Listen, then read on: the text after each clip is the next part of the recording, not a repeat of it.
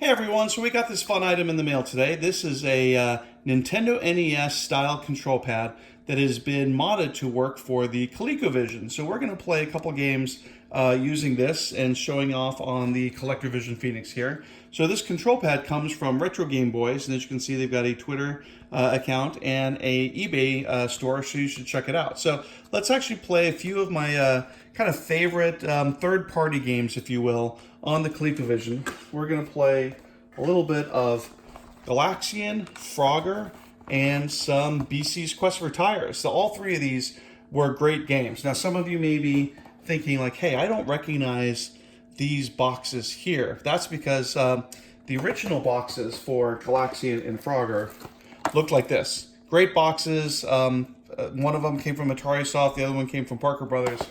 But the guys over at CollectorVision, who also make the Phoenix, thought it would be kind of neat to have some reproduction boxes that were in the same style as the original ColecoVision games from the 1980s. So I think these are quite cool and a lot of fun because it looks just like the games you bought from Coleco back in the day. So anyway, let's use our control pad from Retro Game Boys and get playing.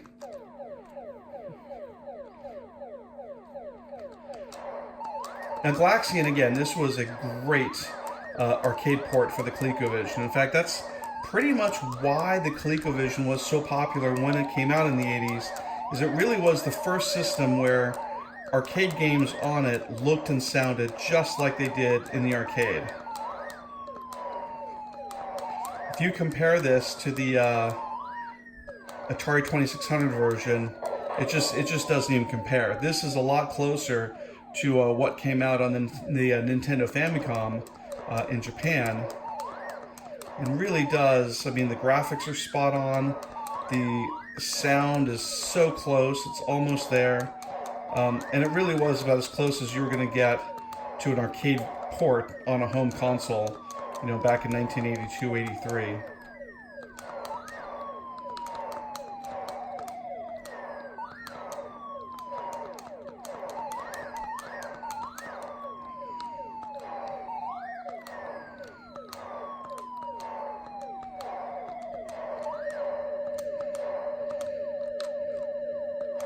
Come on, guy.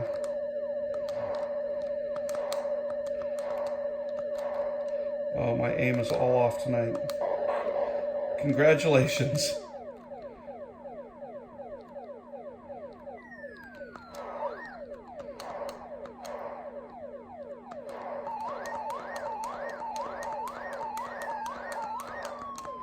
Alright, so that's a bit of Galaxian. So let's check out another really good arcade port for the ColecoVision, and that is Frogger. Let's put this into the CollectorVision Phoenix. I think this one uses the asterisk button to start the game. Oh, a little bit loud, a little bit loud. Alright. So once again, you know, it looks and sounds just like you would remember from the arcade version,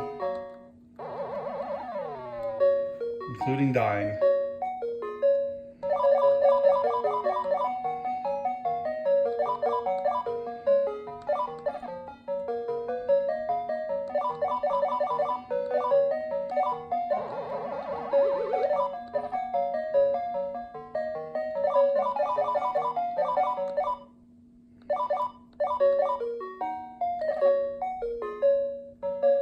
In fact, this is a pretty good combination, I gotta be honest. The CollectorVision Phoenix for the visuals of the game look outstanding, and then really the control pad here, it feels great, especially if you're someone that likes using, you know, a more kind of traditional modern control pad.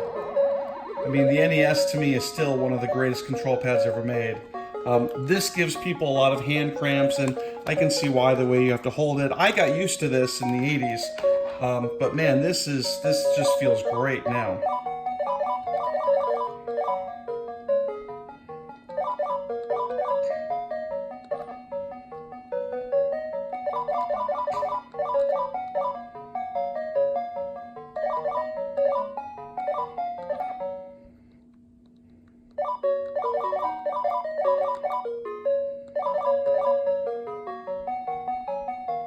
Come on, log. Here we go. 2 more left.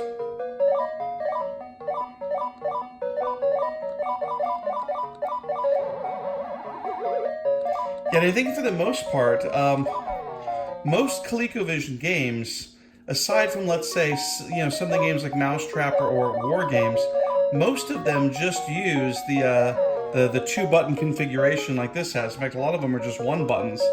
So if you want to play games like Donkey Kong, Venture, Carnival, Ladybug, Donkey Kong Jr., this control pad will work just fine. And even games that require 2 buttons, like Space Panic or Cosmic Avenger, again, this control pad here, completely compatible with those. Oh man, everything's speeding up. Go away, alligator. There we go. All right, let's play another one of my favorite games. So BC's Quest for Tires is an interesting game because it kind of predates a lot of the platformer games like Mario and everything, and kind of similar style of gameplay here. All right. Oh yeah. So this one's a 2-button one because you use the 2 buttons to adjust your speed.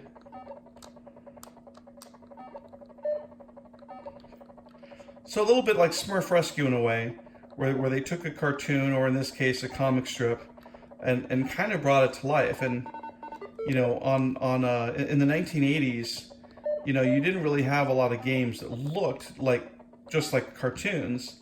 So this was incredibly impressive for the time. It still is.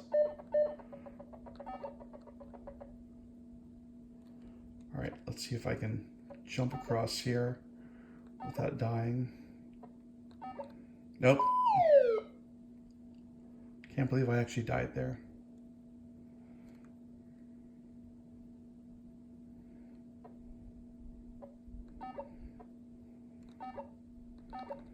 Nope.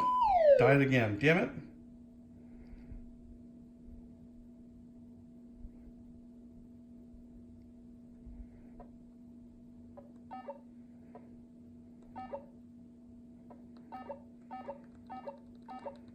There we go.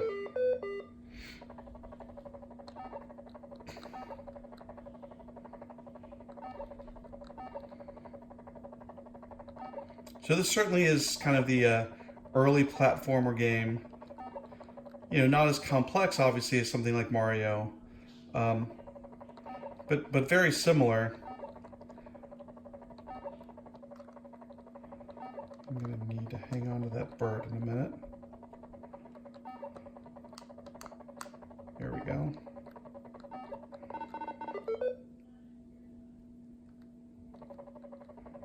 This game came out for a lot of other systems. If you had a Commodore 64 or an Atari 8-bit, you probably played this. But the ColecoVision was kind of along those lines at the time. It just looked, so much better than, yeah, that's right, jump.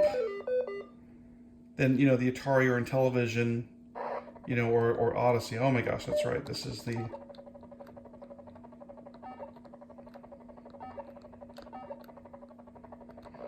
Oh, right in the face with a meatball.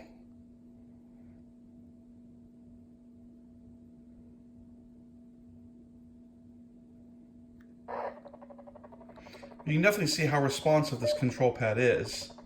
And again, it's just, the graphics look great on the CollectorVision Phoenix. Everything is so sharp, using the F18A chip.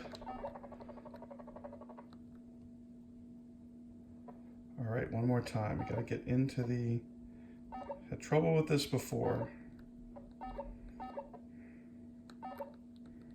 Nope.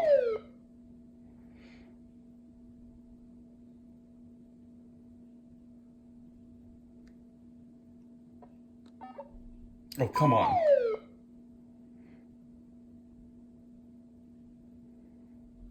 think this is my last guy. Nope. All right, I'm done. So anyway, highly recommend the ColecoVision control pad from Retro Game Boys, and obviously back on Kickstarter, the CollectorVision Phoenix. This is a good team. Highly recommend it. Thanks for watching, guys.